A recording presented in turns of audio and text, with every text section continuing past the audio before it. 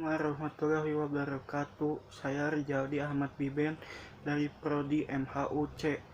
Di sini saya akan menjelaskan pengendalian untuk memenuhi syarat tugas UAS pengantar manajemen. Dan di sini saya akan menjelaskan pengertian pengendalian. Pengendalian adalah proses untuk menjamin bahwa tujuan-tujuan organisasi dan manajemen tercapai atau proses untuk memastikan bahwa aktivitas sebenarnya sesuai dengan aktivitas yang direncanakan. Pentingnya pengendalian, ada beberapa faktor yang membuat pengendalian semakin diperlukan oleh setiap organisasi adalah: 1. Perubahan lingkungan organisasi, yang itu munculnya inovasi produk pesaing baru, bahan baku baru, peraturan pemerintah baru, menuntut fungsi pengendalian yang lebih ketat. Yang kedua, peningkatan kompleksitas organisasi. Semakin besar organisasi, semakin memerlukan pengendalian yang lebih formal dan hati-hati atau lebih efisien dan efektif.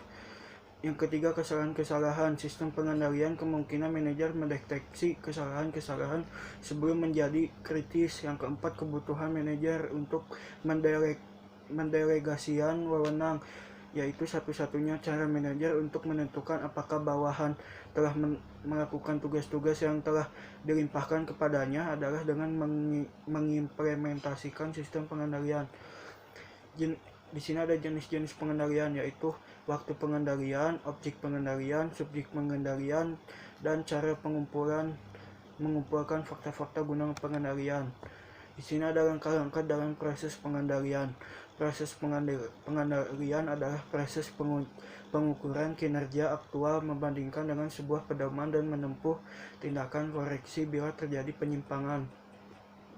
Langkah-langkah proses pengendalian adalah: 1. Menetapkan alat pengukur atau standar, yaitu standar fisik, standar moneter, dan standar waktu. Yang kedua, penentuan pengukur pelaksanaan kegiatan, yaitu beberapa kali pelaksanaan seharusnya diukur, dalam bentuk apa pengukurannya akan dilakukan, dan siapa yang akan terlibat. Yang ketiga, pengukuran pelaksanaan kegiatan, ada pengamatan, laporan-laporan baik lisan dan tertulis, dan metode-metode otomatis.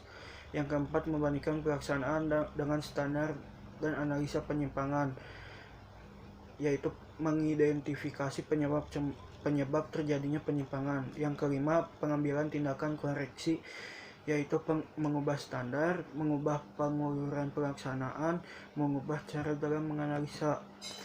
Di sini ada kualitas sistem pengendalian yang efektif, yaitu ketepatan, tepat waktu, hemat, fleksibel, dapat dipahami, kriteria yang masuk akal, penetapan yang strategis, tekanan pada perkecualian, multi kriteria, dan tindakan koreksi.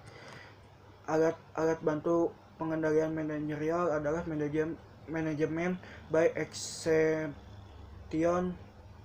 maybe adalah manajemen dengan pengecualian memungkinkan manajer untuk mengarahkan perhatiannya pada bidang-bidang pengendalian yang paling kritis dan mempersilahkan para karyawan atau tingkat manajemen rendah untuk menangani variasi-variasi rutin. Yang kedua, manajemen informasi sistem memainkan peranan penting dalam pelaksanaan fungsi-fungsi manajemen perencanaan dan pengendalian dengan efektif. Berbagai teknik dan metode pengendalian, yaitu metode pengendalian bukan kuantitatif,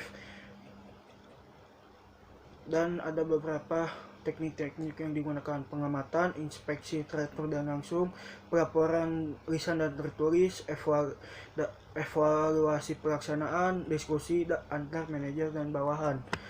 Dan metode pengendalian kuantitatif, yaitu ada beberapa teknik-teknik yang digunakan, yaitu anggaran, audit, analisa break even, dan analisa rasio. Sekian dari saya. Maaf bila ada salah kata. Terima kasih. Assalamualaikum warahmatullahi wabarakatuh.